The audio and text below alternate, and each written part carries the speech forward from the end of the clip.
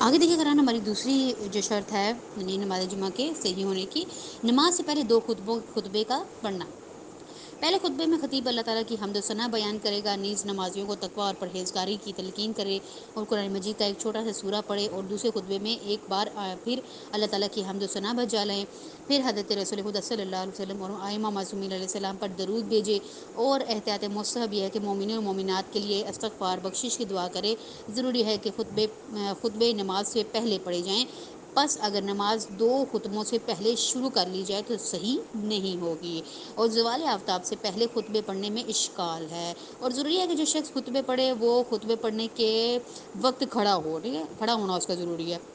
باقی بے شک بیٹھے ہوں، لہذا اگر وہ بیٹھ کر خطبے پڑھے گا تو بھی صحیح نہیں ہوگا، اور دو خطبوں کے درمیان بیٹھ کر فاصلہ دینا لازم ہے، جو کہ ضروری ہے کہ چند لمحوں کے لیے ہو، یعنی کہ پہلا خطبہ ختم ہو تو تھوڑا سا فاصلہ دے کے دوسرے شروع کریں۔ یہ بھی ضروری ہے کہ امام جماعت ہی خطبے پڑھے، احتیاط کی بنا پر ضروری ہے کہ اللہ تعالیٰ کی حمد و ثنا، اسی طرح پیغمبر اکرم صلی اللہ علیہ وسلم اور ائمہ مسلمین علیہ السلام پر درود عربی زبان میں ہو، اور اس سے زیادہ میں عربی معتبر نہیں ہے، یعنی کہ بعد میں اردو میں بھی ہم بیان کر سکتے ہیں جو بھی ہم نے خطبے میں بیان کرنا ہے، بلکہ اگر حاضرین کی اکثریت عربی نہ جانتی ہو تو احتیاط لازم یہ ہے کہ بطور خاص تقویٰ کے بارے میں واضح و نصیحت کرتے وقت جو زبان حاضرین جانتے ہیں اسی کے حوالے سے تقوی کی نصیحت کریں، یعنی کہ اگر ہم اردو بولتے ہیں، ہماری زبان اردو ہے، تو ہمیں خطبہ بھی جو ہے جو دیں گے آگا، یعنی جو امام ہوں گے وہ اردو میں ہی دیں گے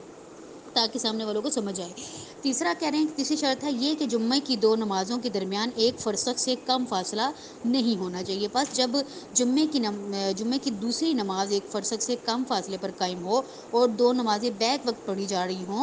جائیں تو دونوں ہی باطل ہو جائیں گی، اور اگر ایک نماز کو دوسری پر سبقت حاصل ہو، خواہ وہ تکبیرۃ الاحرام کی حد تک ہی کیوں نہ ہو، تو وہ نماز جسے سبقت حاصل ہوگی وہ صحیح ہوگی اور دوسری باطل ہوگی، لیکن اگر نماز کے بعد پتہ چلے کہ ایک فرسخ سے کم فاصلے پر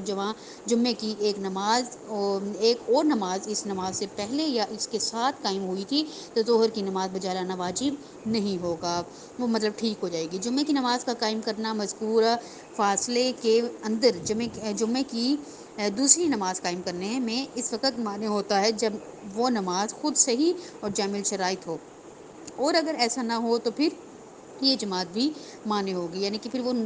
دونوں نمازیں مانی ایک ہی مسجد میں دو جگہ پہ اکٹھی نماز ہو رہی ہے تو کوئی ایک جو ہے ان میں سے قبول وہ ہوگی، جو پہلے شروع کی جائے گی وہ صحیح ہوگی، نہیں تو دونوں باطل ہو جائیں گی، اگر ایک ٹائم پہ شروع ہوئیں گی تو وہ دونوں باطل ہو جائیں گے۔